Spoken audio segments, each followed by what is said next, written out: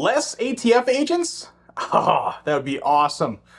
They're saying that the attempt by the Republicans to come to an agreement to avoid a government shutdown next week will cost the ATF 70 ATF agents.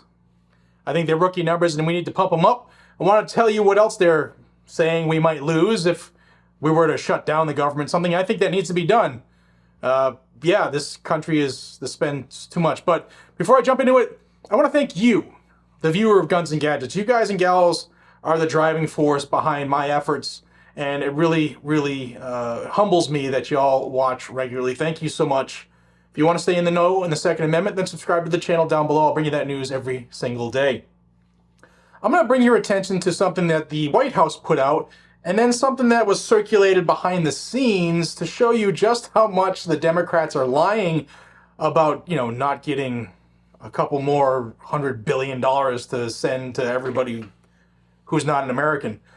Check this out. This was put out by the White House, and it says, by the numbers, impacts of House Republicans' extreme 8% cuts.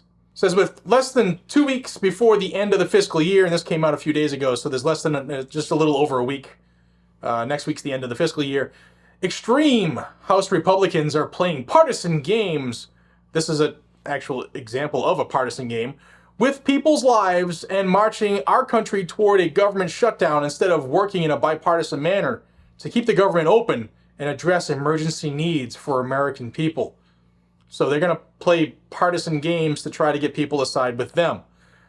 The continuing resolution they introduced last week makes indiscriminate cuts to programs that millions of hardworking Americans count on, violating the agreement the Speaker negotiated with President Biden and rejecting the bipartisan approach of the Senate. House Republicans have made clear that these cuts are designed to force longer-term cuts, which are needed in this country, in line with their extreme and damaging appropriations bills. So what would it mean for the American people if the House Republicans' proposed 8% cuts were extended for the entire year? Now, these are all exaggerated, but play with me here. 800 fewer Customs and Border Protection agents and officers. Well, since Joe Biden doesn't let them do their job properly, now he cares about them, I guess. 50,000 pounds of cocaine, more than 300 pounds of fentanyl, more than 700 pounds of heroin, and more than 6,000 pounds of meth led into our country due to cuts to the Customs and Border Protection. Apparently, they know exactly how much their friends bring in on a weekly basis. 110,000 children would lose access to Head Start slots. 65,000 children would lose access to childcare. All this while they continue to bring in all kinds of people over the border illegally, without any intention of stopping it. 60,000 seniors would be robbed of nutrition services like Meals on Wheels. 2.1 million women, infants, and children would be waitlisted for the Special Supplemental Nutrition Program for Women, Infants, and Children, otherwise called WIC. Up to 40,000 fewer teachers, aides, and other key staff across the country, affecting 26 million students in schools that teach low-income students and 7.5 million students with disabilities. Nearly 70 fewer alcohol, tobacco, firearms, and explosive agents, who are often some of the first federal law enforcement on the scene of a mass shooting, lies, to help local law enforcement identify at-large shooters, lies, and 13 furlough days for the ATF's entire workforce. Okay, no problem with that. 4,000 fewer rail safety inspection days next year alone, with nearly 11,000 fewer miles of track inspected annually, enough track to cross the United States more than 3 times. 145 fewer members of local law enforcement due to cuts at the Department of Justice. Well, they want to defund the police anyway, right? That's how they got their power. Nearly 300,000 households, including 20,000 veterans and 90,000 seniors, would lose housing choice vouchers, putting them at greater risk of homelessness.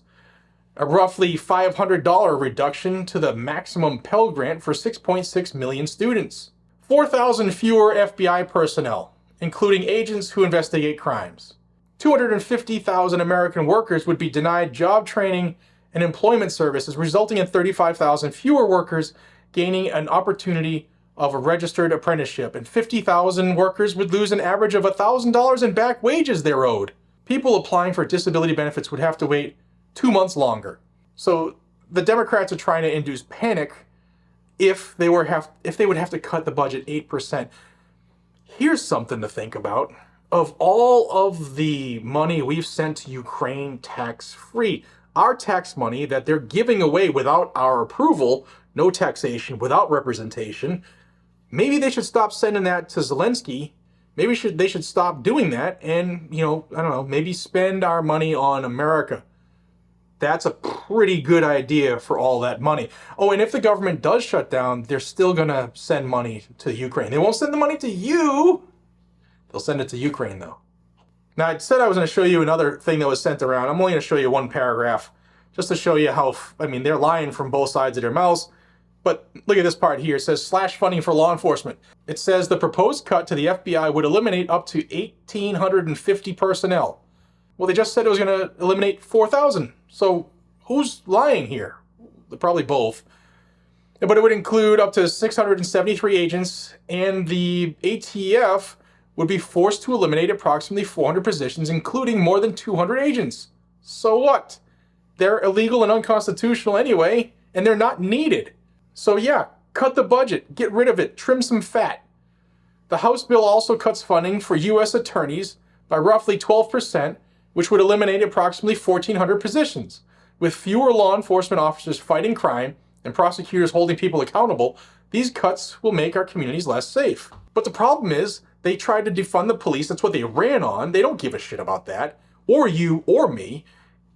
And the district attorneys don't hold anybody accountable, which is why crime is going out of control. So if you think I'm wrong, let me know down below. But this is just some cold hard facts that are being spewed in social media. Well, the lies are being spewed. These are cold hard facts, guys and gals. We need to reduce the deficit. We need to cut the budget.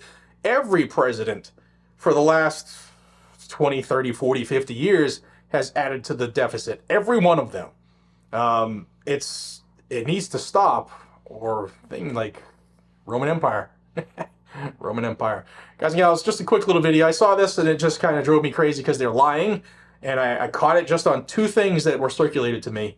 And I figured I'd just show you how much so they're lying. So poke holes in the BS when you hear people talking about it, because a lot of people are talking about it right now. Like, ooh, the government shutdown. Could be a really good thing. Shut it down. Shut it down. Could be a really, really good thing. Cut the budget. It's crazy. Stop spending. Stop giving money to Ukraine. Let's take care of ourselves for once. Let me know what you think. Sorry, just a rant video. I apologize. I'll see you in the next one. Take care.